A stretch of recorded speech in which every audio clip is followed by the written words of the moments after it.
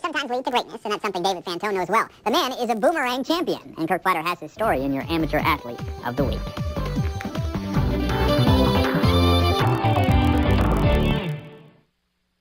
David Fantone first got into boomerangs in 2005 after realizing his Frisbee golf skills just weren't up to par.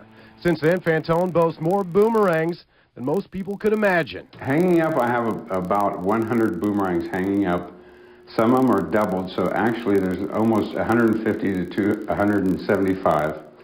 And in my bags that I carry with me in the car, I have another at least 100 boomerangs. He's crafted nearly 90% of them on his own, from the simplest ideas. You've all seen these paint sticks you get at the hardware store. And if we just turn it over, put a couple airfoils on it, this right here is good for a 5-year-old. To the more complex. There's about 32 pieces of wood in here. And I put them in a form, nailed them into place, glued them all into place.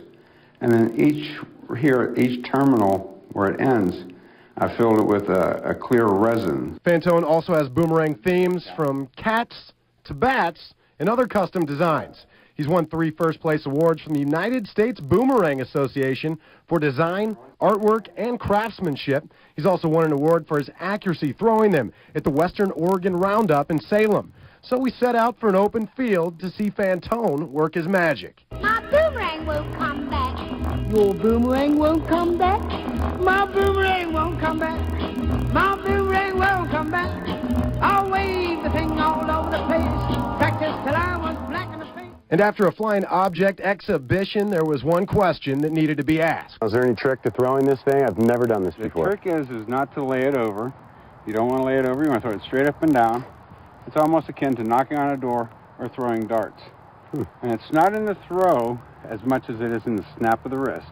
If it doesn't spin, it won't fly. We'll see if we can give it a shot, and hopefully this thing will come right back to me here. Pretty close. Nah, it's that way. Even though the throws didn't go as well as hoped, it was that moment Fantone got the most joy. To him, it's not all about awards. It's about sharing his passion of the boomerang. In Murphy, Kirk Flatter, Newswatch 12 Sports.